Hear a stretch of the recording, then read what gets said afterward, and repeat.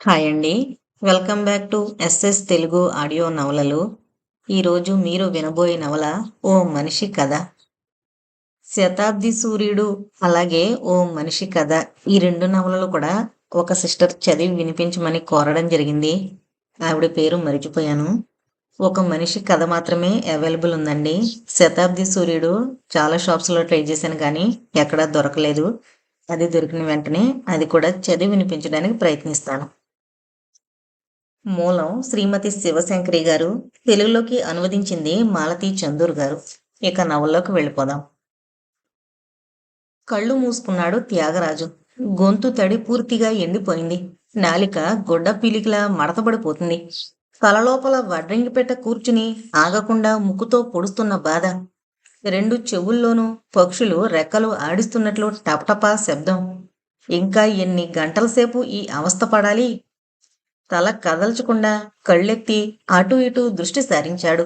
కాని ఎవరూ గమనించడం లేదు. ఆ చుట్టుపక్కల ఎవరూ లేరనే ధైర్యంతో కుడి చేతిని నెమ్మదిగా ముందుకు చాచి అరిచేతి వేళ్లను పరిశీలిస్తున్నాడు.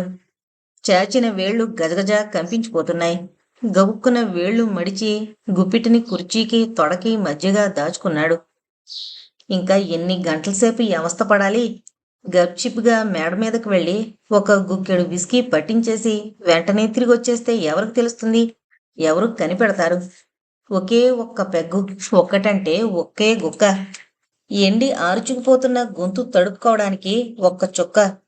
2 చుక్కలు గొంతులోకి పోతే చాలు. ఆ పైన ఈ దాహం ఉండదు. పిడచగట్టుకుపోవడమూ ఉండదు. వడ్రంగి పెట్ట తలలో కూర్చుని పొడిచి పొడిచి చంపే బాధ ఉండదు.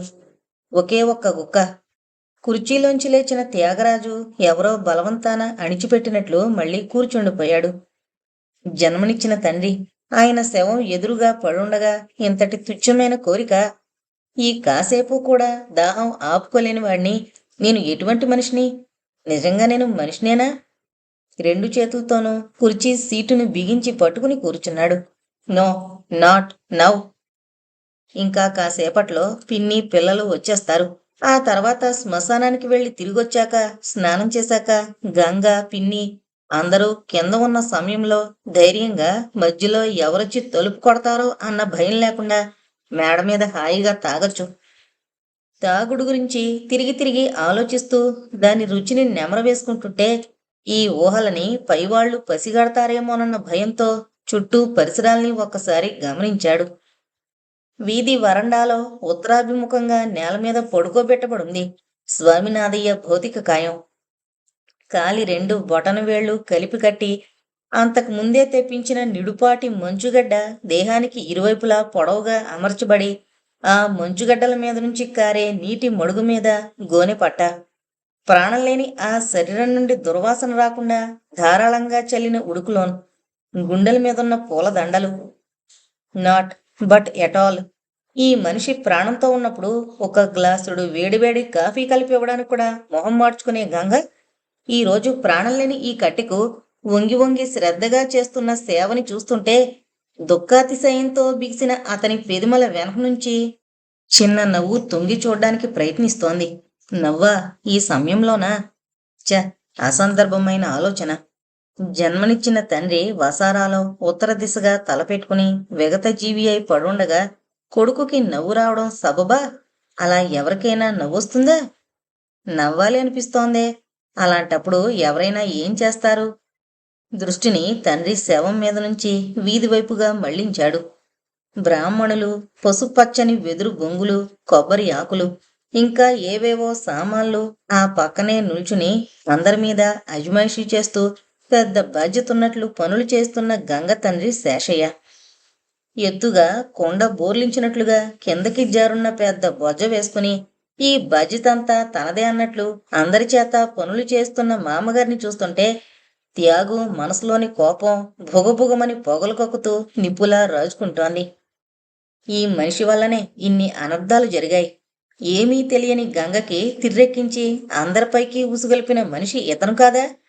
నిన్నటిదాకా శుభ్రంగా అన్ని పనులు చేసుకుంటూ ఊర్లో తిరిగిన మనిషి ఈనాడు ప్రాణం పోయి పడున్నాడంటే అందుకు అసలు కారణం ఈ వ్యక్తే. ఏమీ లేని అతి చిన్న విషయానికి ఈ తండ్రి కూతుళ్ళు ఇద్దరూ కలిసి గొడవ చేసి చివరికి మనిషి ప్రాణం పోయాక పెద్ద గొప్పగా ఏడు మొహం పెట్టుకుని పనులు చేస్తున్నారు.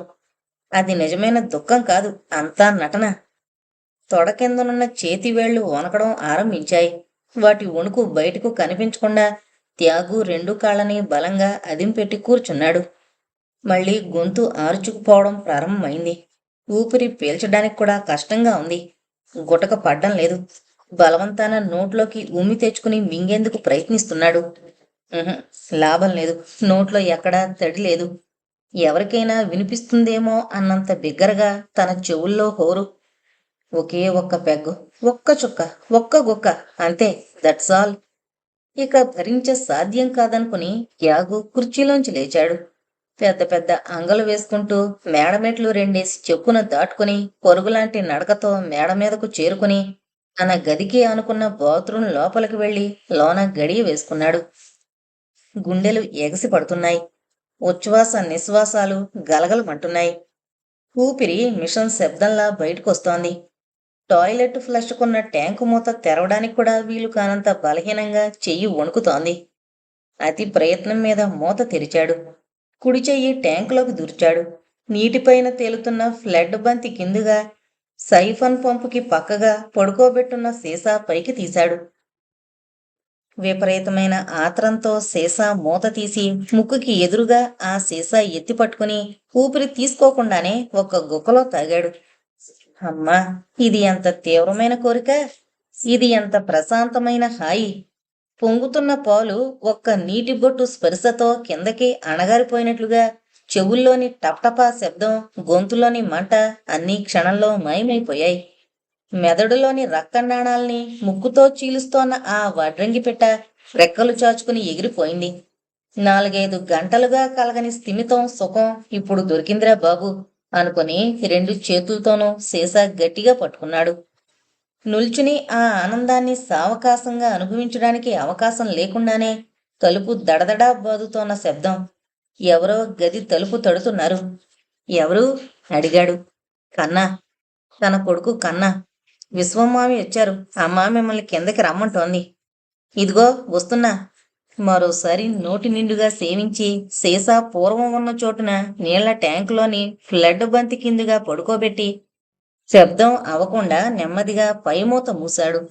ఈ బాత్రూమ్ ట్యాంకు ఎన్ని సంవత్సరాలుగా, ఎన్ని రోజులుగా గంగని మోసగించడానికి ఉపయోగపడిందో తలుచుకుంటే అతనికి సంతోషం వేసింది. తన ప్రయోజకత్వానికి కాస్త గర్వం కూడా కలిగింది. గంగకి వెస్ట్రన్ స్టైల్ టాయిలెట్ ఉపయోగించడం చేత కాదు, ఇష్టం లేదు కూడాను. బల్ల మీద కూర్చున్నట్లు నేను కూర్చోలేను బాబు. నాకివేమీ అక్కర్లేదు బాబు. గంగకి కిందనున్న ఇండియన్ స్టైల్ టాయిలెట్ మట్టుకే నచ్చుతుంది. మేడ మీదనున్న టాయిలెట్ ఆమె ఉపయోగించడం అంటే అతి చెట్టుకు పువ్వులు పూసినంత అపూర్వం. మొగుడికి తాగుడలవాటు బాగా ముదిరిపోయిందని బయటపడ్డ తర్వాత గంగ మేడ మీద గదిని మూలమూలలా వెతికింది. ఆఖరికి గోడకున్న మేకు కన్నంలో కూడా సీసాల కోసం వేటాడి పట్టుకుంది. అయినా బాత్రూంలో ఈ స్థలం మట్టుకు కనుక్కోలేకపోయింది. ఈ ట్యాంకు గంగ కళ్ళబడకుండా దాక్కుంది. బాత్రూంలోంచి బయటకొచ్చే ముందు ఒక సిగరెట్ ముట్టించి 4 సార్లు పొగ పీల్చి బయటకు వదిలాడు.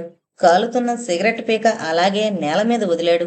విస్కీ వాసన ఈ సిగరెట్ పొగ కప్పేస్తుందన్న ఉద్దేశంతో నెమ్మదిగా తలుపు తెరిచి బయటకొచ్చాడు.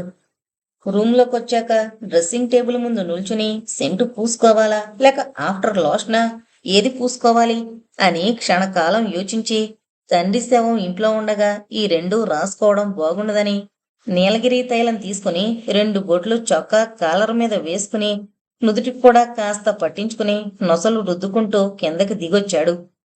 విశ్వం మావయ్య మద్రాసులో తమకున్న కొద్ది మంది బంధువుల్లో ఒకడు. మావయ్యకి పక్కగా గంగ నిల్చునుంది. కళ్ళల్లో కన్నీళ్లు, ముఖంలో దుఃఖం. పమిటి చెంగు చేతిలో పట్టుకుని మధ్య మధ్య కళ్ళు ఒత్తుకుంటూ, వచ్చే సంవత్సరానికి 60 ఏళ్లు పూర్తవుతాయి. షష్ఠి పూర్తి శాస్త్రోక్తంగా చేసుకోవాలని ఎప్పుడూ అంటుండేవారు.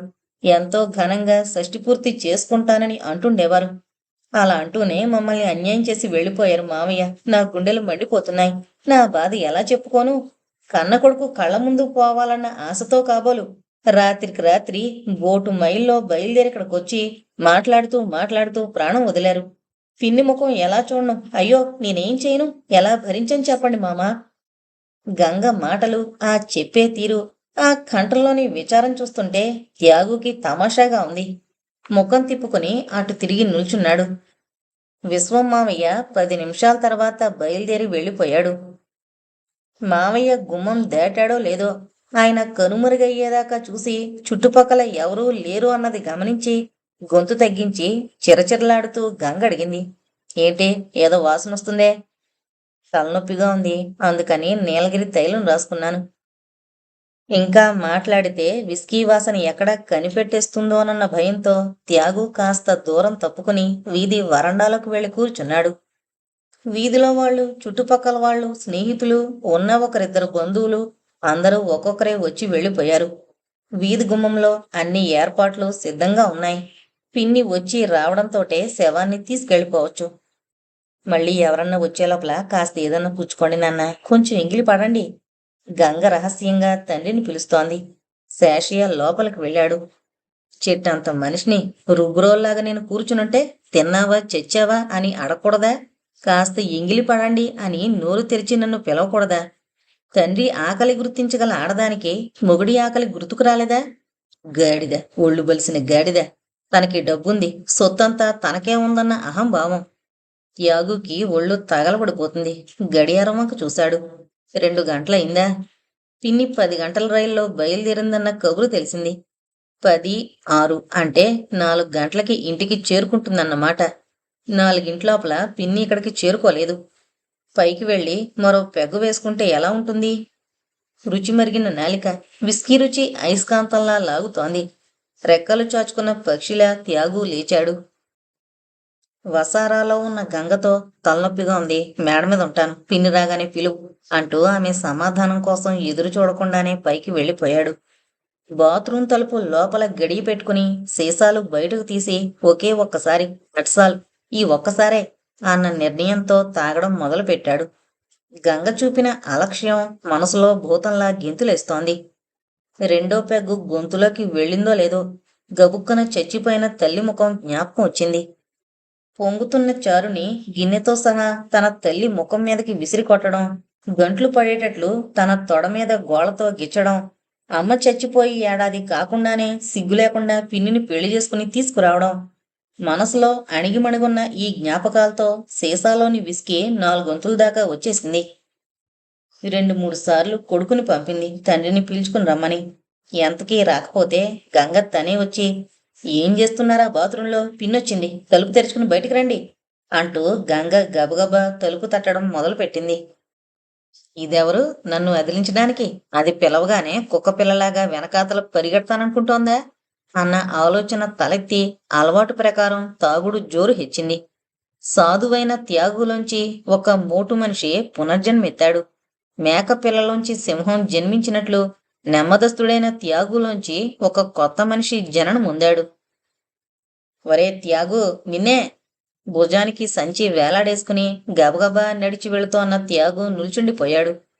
మైదానంలో కాస్త పక్కగా ఉన్న వైపున గోపి, కాశీ, నాన్న గోటిబిళ్లలాడుతున్నారు. ఇట్లా రారా. ఒక 1/2 నిమిషం పాటు సంశయంతో ఆగిన త్యాగు మైదానం వంక చూడకుండా మళ్ళీ నడక సాగించాడు. అంత వేగంగా ఎక్కడికరా పోతున్నావు? మేం పిలవడం చెవులకి వినిపించడం లేదా? స్కూలు విడిచిపెట్టగానే ఎందుకురా ఇంటికి పరిగెడతావు? ఇలా వచ్చి మాతో పాటు కాసేపు ఆడుకోరా. ఒరే, గోటీ బిళ్ళ ఆడాలంటే ఎవరినైనా మంచి పిల్లాన్ని వెతుక్కో. వీడు క్లాసులో ఫస్టురా, మల్లాగా చుట్టుపక్కల పిల్లలతో ఆడుకోడురా. దేనికి బదులు చెప్పకుండా త్యాగు నిల్చుని ఉండిపోయాడు. ఇది రోజూ ఏడిపించే విధమేగా. మేమంతా పుల్లయ్యతోకెళ్ళి మామిడికాయలు కొట్టుకుని తినబోతున్నాం, నువ్వు వస్తావరా? నేను రాను. ఎందుకు రావరా? పట్టుకుంటారేమోనని భయమా? భయపడకు, నువ్వు ఆడపిల్లవాడివని మాకు తెలుసులేబోయ్. దూరంగా నిల్చుందు గాని నిన్ను పట్టివ్వంలే. బయట నిల్చో, తోట లోపలికి రావద్దు. ఏం? వద్దురా, నేను రాను. ఎందుకనరా? మా నాన్న తిడతాడు. ఎందుకు తిడతాడు? మేమేం నిన్ను మింగేస్తామా? ఏం చేసామని తిడతాడు? అది కాదురా కాశీ, మరేమో. మాటలకి తడుముకుంటున్నాడు త్యాగు. వాడి అవస్థను అర్థం చేసుకున్న నాన్న త్యాగుకి మద్దతిచ్చి వాడి తరపున మాట్లాడడం మొదలు పెట్టాడు. రోజు ఇదే గొడవరా? ఎందుకురా వాడిని అలా ఏడిపించుకుని తింటారు? వీలుంటే వస్తాడు, లేకపోతే రాడు. వాడి పాటికి వాణ్ణి వదిలేయండర్రా. ఊరికే లొడలొడ మాట్లాడి ప్రాణాలు తీకండి. నువ్వు ఉండరా నాన్న, నువ్వు బ్రాహ్మల అబ్బాయివేగా, మాతో కలిసి హాయిగా ఆడుకోవడం లేదా? వీడికొక్కడికే అంత గీరెందుకట? గీర కాదురా, కాశీ. నాకు మీతో కలిసి ఆడుకోవాలనే ఉంటుందిరా. కాని ఆలస్యంగా ఇంటికి వెళితే మా నాన్న తంతాడు. పొద్దుపోకుండా ఇంటికెళ్ళి సంధ్య వార్చుకుని చదువుకోవడానికి కూర్చోకపోతే వీపు చీల్చేసి తోలు ఒలిచి ఉప్పుపాత్ర వేస్తాడు. త్యాగు మాటలు అర్థమైనట్లుగా స్నేహితులంతా మాట్లాడకుండా ఉండిపోయారు. నేను వెళతాన్రా. నానా వెళ్ళమన్నట్లు తల ఊపాడు. త్యాగు మళ్ళీ నడక సాగించాడు. 10 అడుగులు వేసేటప్పటికి కాశీ బిగ్గరగా అరిచి పిలిచి చెప్పడం మొదలుపెట్టాడు. ఒరే, నీకు పచ్చిమిరపకాయ కథ తెలుసా? చెబుతా విను. అనగనగా ఒక తల్లి తండ్రి, వాళ్ళకి పిల్లలు లేరు. ఒకరోజు ఆ తల్లి తోటలోకి వెళ్ళిందట. ఆ తోటలో పచ్చిమిరప చెట్ల నిండా గుత్తులు గుత్తులుగా పచ్చిమిరపకాయలు వేలాడుతున్నాయట. అవి చూసి ఈ పచ్చిమిరపకాయ వంటి ఒక పిల్లాడు పుట్టకూడదా అనుకుందట. కొన్నాళ్ళకి వాళ్ళకి నిజంగానే పచ్చిమిరపకాయ పిల్లాడే పుట్టాడట. ఈ కథ నీకు తెలుసుగా, చూస్తూ ఉండు. మీ ఇంట్లో కూడా ఇట్లాంటిదే జరగబోతుంది. ఎప్పుడు చదువుకో చదువుకో చదువుకో అంటూ మీ నాన్న నిన్ను పుస్తకాలు పురుగుని చేసేస్తున్నాడు. ఈ రోజు కాకపోతే మరో రోజు, ఎప్పుడో ఒక రోజున నిద్ర నుంచి లేచేటప్పటికీ నువ్వు ఉండవు. నీ స్థానంలో మిలమిలా మెరిసే పుస్తకాల పురుగు పడుకునుంటుంది. నేను చెబుతున్నానుగా, అదే జరుగుతుంది. కాశీ చెప్పిన ఈ కథ విని మిగతా వాళ్ళు ఇది చాలా గొప్పగా ఉన్నట్లు చప్పట్లు చరుస్తూ నవ్వడం మొదలుపెట్టారు. త్యాగు అవమానంతో అక్కడి నుంచి కదిలాడు. త్యాగు తండ్రి స్వామినాథయ్య సంస్కృత పండితుడు. వేద పాఠశాలల్లో అధ్యయనం చేశాడో లేదో ఎవరికీ తెలీదు గాని సంస్కృతంలో మట్టుకు మంచి పాండిత్యం ఉన్నవాడు.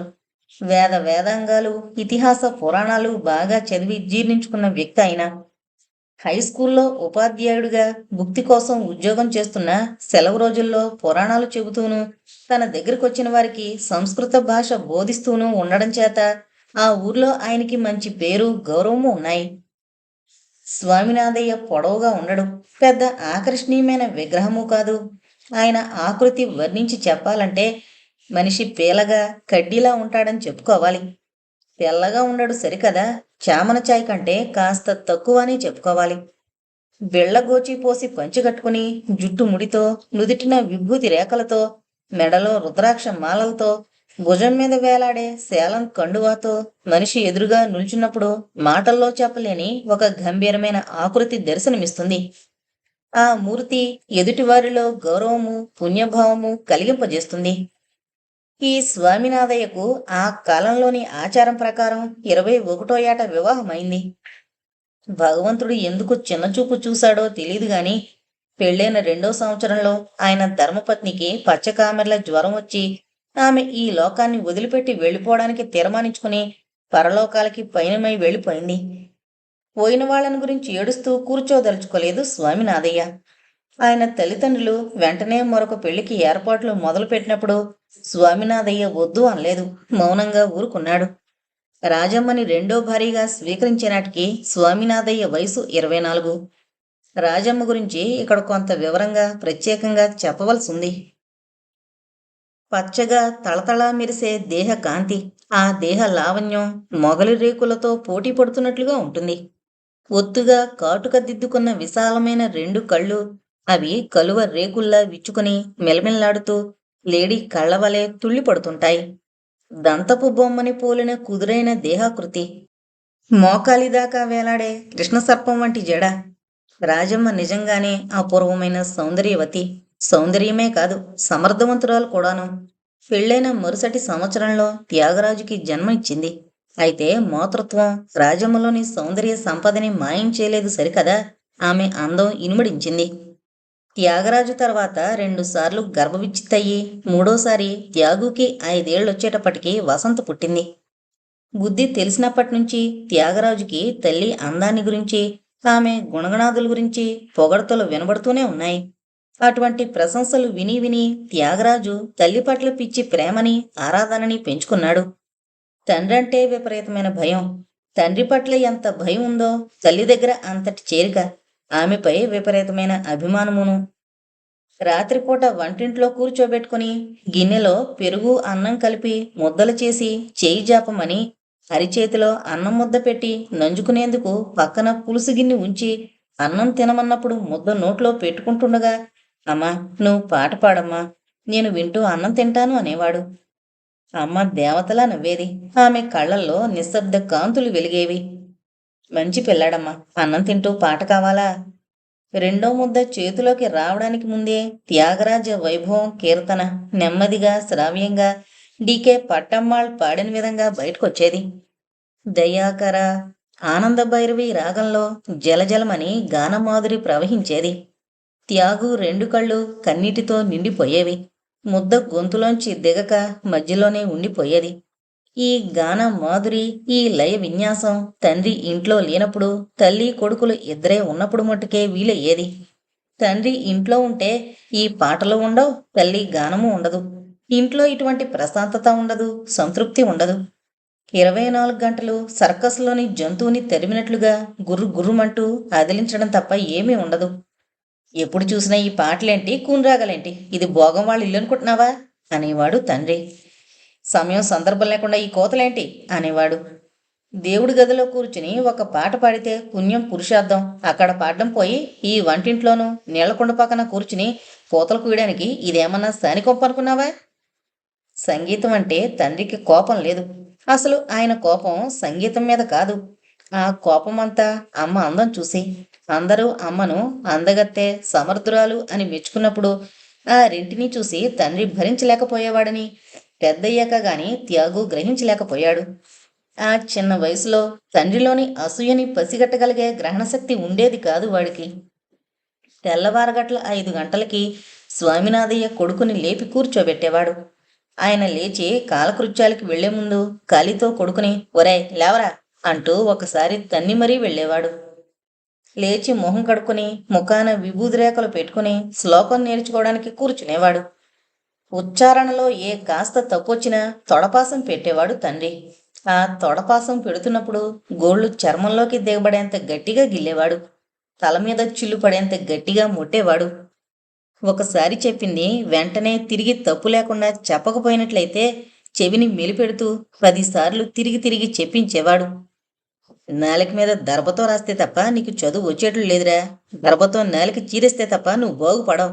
బాగా కడుపు నిండా మెకడం తెలుసు గాని చదివిన శ్లోకం జ్ఞాపకం పెట్టుకోవడం తెలీదేం? పొట్ట పట్టకుండా తినే నీకు జ్ఞానానికి చోటెక్కడుంటుంది అంటూ తొడ మెలిపెడుతుంటే త్యాగు 2 కళ్ళల్లో కన్నీరు ఊరి దారగా పడుతూ ఉండేది. ఆడగాడిదల పెంపకంలో నీకు ఏడుపు కాక ఏంటొస్తుందిరా వేదవా సోమరపోతు గాడిద. 7 ఏళ్ళొచ్చాయి, సిగ్గులేదు? మా కాలంలో ఒక్క అక్షరం తప్పుగా ఉచ్చరిస్తే చాలు రోజంతా తిండి పెట్టక మోకాళ్ళ మీద నిల్చోబెట్టి పాఠం అప్పజెప్పించేవారు. మేమంతా అలాగే చదివాంరా గాడిద. అందుకనే మాకు వాక్ శుద్ధి, అక్షర జ్ఞానం అబ్బింది. నువ్వెక్కడ బాగుపడతావు? లాభం లేదు. నీకు అపస్వరమే ప్రాప్తం. నీ గతి అంతేలే. పైకి మెత్తగా సాధు స్వభావం కలిగున్న త్యాగు మెదడులో చురుకుపాలెక్కువ. అందుకనే వయసుకు మించిన తెలివి జ్ఞానం అబ్బాయి. అందువల్ల చదువులో వెనకపడలేదు. నువ్వు పనికిరావు, పైకి రాలేవు అంటూ రోజూ తండ్రి ఎంత తిట్టినా చుట్టూ వాళ్ళు, తెలిసిన వాళ్ళు మీ అబ్బాయి చాలా తెలివైనవాడు, మంచి చురుకైనవాడు అని మెచ్చుకున్నప్పుడు ఏం పెద్ద తెలివని, నేనింత పండితుణ్ణైనప్పుడు వాడికి ఆ మాత్రం అక్షరం ముక్కైనా రావద్దా? నిజానికి ఇంకా చదవాలి, అది చాలదు అని తండ్రి నిర్లక్ష్యంగా అండం విని త్యాగు ఏనాడు బాధపడలేదు. అసలు తండ్రి మాటలు అతన్ని ఎక్కువ బాధించేవి కాదు గాని అమ్మ చక్కదనాన్ని విలువని గుర్తించక తండ్రి ఆమెని పొడిచి పొడిచి హింసించడం మట్టుకు భరించలేకపోయేవాడు. తండ్రికి ఎందుకింత కోపం, ఎందుకింత ఆక్రోశం? కూర్చుంటే మొట్టికాయ, నుల్చుంటే మొట్టికాయ, తాకితే తప్పు, తాకకపోతేనూ తప్పు. ఒక మనిషి ఇంత నిర్దాక్షిణ్యంగా ప్రవర్తించగలడా? ఏం లేదు, అతి చిన్న విషయం. ఆ రోజు అమ్మ వంగి అన్నం వడ్డిస్తుంటే జడ ముందుకు పడి నాన్న విస్తర్లో పడింది. అసలు ఇలాంటప్పుడు అమ్మ చాలా జాగ్రత్తగా ఉంటుంది. వడ్డిస్తున్నప్పుడు జడ ముందుకు పడుతుందేమోనన్న భయంతో చీర చెంగుతో పాటు జడని కూడా నడుముకి దోపుకుని మరీ వడ్డనకొస్తుంది. ఆ రోజు లేచిన వేళ బాగాలేదు. అంతేగాని అమ్మ తప్పేం లేదు. పొడుగాటి అమ్మ జడ నాన్న తింటున్న ఆకులో పడి అన్నానికి తాకిన విషయం చూసి ఏంటే సరసలాడుతున్నావా అని గట్టిగా అరుస్తూ తలెత్తాడు. అక్కడితో ఊరుకోవచ్చుగా. గబాలన లేచి నిల్చుని పక్కన గోడకి ఆంచున్న కత్తిపీట తీసుకుని జాకెట్ మీద నుంచి వేలాడుతోన్న ఆ పొడవాటి జడ దొరకబుచ్చుకుని ఒక్క క్షణంలో ఆ జడని మధ్యకి నరికి పారేశాడు. దొంగముండ, ఆడదానికంత పొగరుండకూడదే, అణిగిపడి ఉండాలే, జ్ఞాపకం పెట్టుకో.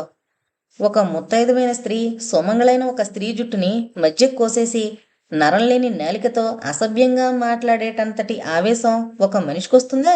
వచ్చింది.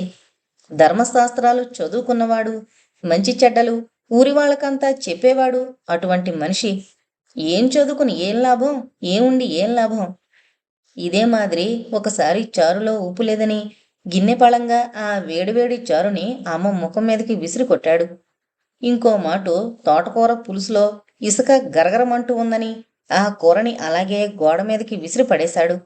ఇలాంటివెన్నో. ఇల్లొచ్చేసింది. భుజం మీద సంచితో త్యాగు ఇంట్లో అడుగు పెట్టేవేళకి ముందు వరండాలో తండ్రి కూర్చుని ఆడిటర్ గారి తమ్ముళ్ళకి పాఠం చెబుతూ ఉన్నాడు. శ్రీ విష్ణు సహస్రనామాలకి శ్రద్ధగా వ్యాఖ్యానం చెబుతున్నాడు. వరండా దాటి లోపలికి వెళ్ళినా కూడా తండ్రి కంఠం కంగుమని వినిపిస్తూనే ఉంది. నా క్రోధం, నా మాత్సర్యం, నా లోభ, నా సుఖాముతి భవతి కృతి పుణ్యానాం భక్తీనాం పురుషోత్తమం. పుణ్యము చేసుకున్నవారు, వాసుదేవుని ఎడల భక్తి గలవారు కోపము, ద్వేషము, వ్యామోహము, చెడు బుద్ధి మొదలగు వాటికి లోనుగారు అంటాడు భగవంతుడు. నా క్రోధం, కోపము ఉండదు. నా మాత్సర్యం, ద్వేషము ఉండదు. సంచి భుజం మీద నుంచి తీస్తూ త్యాగు ఒక్క క్షణం అలా నిల్చుండిపోయాడు. వాసుదేవుణ్ణి ఆరాధించేవారికి కోపం ఉండరాదు అంటున్నాడు తండ్రి. ఇది నిజమే అయితే 360 రోజులు రుద్రాక్షలు తిప్పుతూ నోరు మూతపడకుండా భగవన్నామ పారాయణ చేస్తూ నిష్టతో పూజలు చేసి భగవంతుణ్ణి స్మరించే ఈ మనిషికి ఏ కారణం వల్ల ఇంత కోపం పొంగి పొర్లుతోంది? లేదు, తండ్రి చెప్పేదాంట్లో నిజం లేదు. అంత అబద్ధం, పచ్చి అబద్ధం. ఇలా ఆలోచిస్తూనే బాల్చి నూతిలో వేసి నీరు తోడుకుని కాళ్ళు చేతులు కడుక్కుని తర్వాత అమ్మని చెల్లిని వెతుక్కుంటూ లోపలికి వెళ్ళాడు త్యాగు.